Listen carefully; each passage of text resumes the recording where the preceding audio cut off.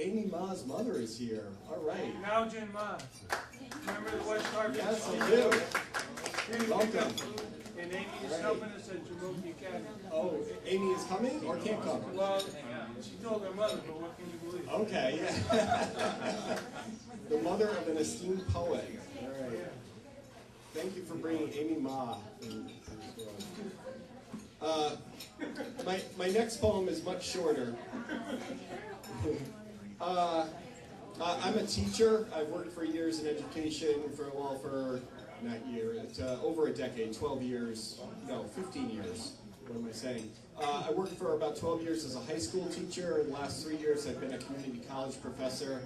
And of course, education is about children, and children equal the future, right? And that's one thing that is on the chopping block or in the sights of the very forces that Ken and others are working against. So I see my everyday work as political in the deepest sense. This poem is called Comma Splices, and it's a poem that's written in a voice other than my own. It's a fictional student who's struggling in a developmental community college English course. And this is what she says. My daddy's a patch holder in the club. He's rode 31 years. He killed a man. He should have not done it. He loves his girl. That's me. I have schizophrenia, anxiety attacks, paranoid explosive disorder. My brother's high on everything. I'm so screwed, mister. I have very poor writing skills. I hope your class can help.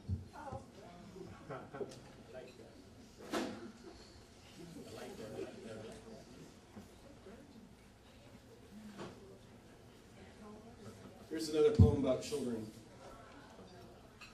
It's called Miss Betsy Has a Bank, and the title runs into the first line. So, Miss Betsy has a bank of windows in her classroom.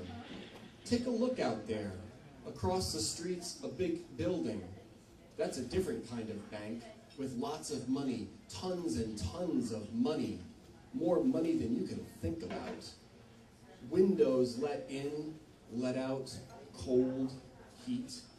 You could yell someone's secrets out a window. When it's still sloshy and cold out, you could put plants by the window and watch them grow. Danny's crazy uncle jumped out a window. He didn't die, but he didn't fly.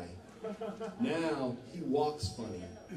Windows let in, let out light. Windows are like eyes because they let us see. Miss Betsy's windows must be some sick people's eyes. They only open a little. Hey, windows are eyes. Early in the morning or late at night, we look right into them and see ourselves.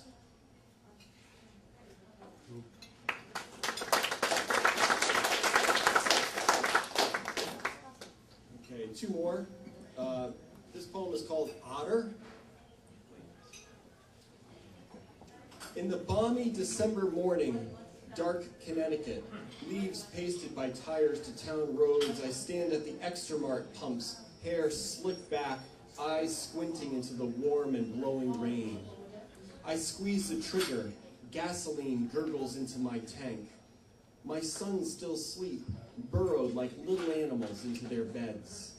My students dream about whatever. Inside, Cash 5, Jubilee, Powerball, Money Scratch, and the broken beacon in the window flashes. Otter, otter, otter. That's lottery missing out.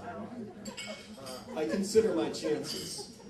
Once, in Maine's Baxter Park wilderness, hiking alone on the Tracy Horse Pond Trail, I came around a bend, hopped onto a single log bridge over a deep and narrow stream to see a North American river otter, sleek and weaving through the water. It popped up right at my feet, and no one believes me when I tell them that animal yelped, "Holy shit!" And in a panic flurry of splashy backstroke, turned and booked back up the stream into shadows of moosewood, spruce, and rotting birch. I stood there, amazed and laughing, and foolishly in love with the world. Oh, otter, otter, The nozzle gun clicks, and I hang it in its cradle.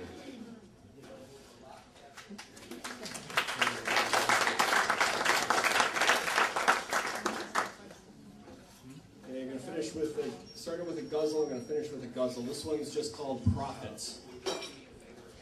Gaza surgeons report radioactive burns, rotting amputations, death, altered genomes, superheated microshrapnel bursts hide in profit and loss behind new Israeli weapons. A climatologist sums up computer models. We're screwed without massive change now, but economists demand profits. Satire dies first. Teachers and counselors say they've never seen so many kids cutting or killing themselves, each other falling into psychosis.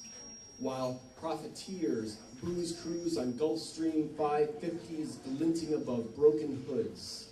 Miss G, blind as a seer, eats ramen noodles, dog food, buys cheap meds. Blue Cross profits kick ass. Sherry nurses her baby knowing full well that rocket fuel contaminates every woman's breast milk, but hell, formula's even worse. Raytheon profits have shot up again. FBI agents show up at the Whitney Museum looking for the mad genius obsessively sketching dead right webs of influence and profits. Our Constitution croaks and the artist's suicide. Billions for future homeland, prison camps, billions now for feeding grub to cannon fodder in Iraq. Profits for Halliburton are nothing to sneer at. Burning flurries and cluster bombs, DU radiating your children's children. Here we eat our children for profit. God love them. The Mexican government tortures. John wants money and real guns for poor people rising up in Oaxaca. Oil slick and sublime profits are abstract expressions of blood in the streets, mothers keening. So few hours per life. Now, can we finally name our enemy? Can we recognize our prophets? Thank you.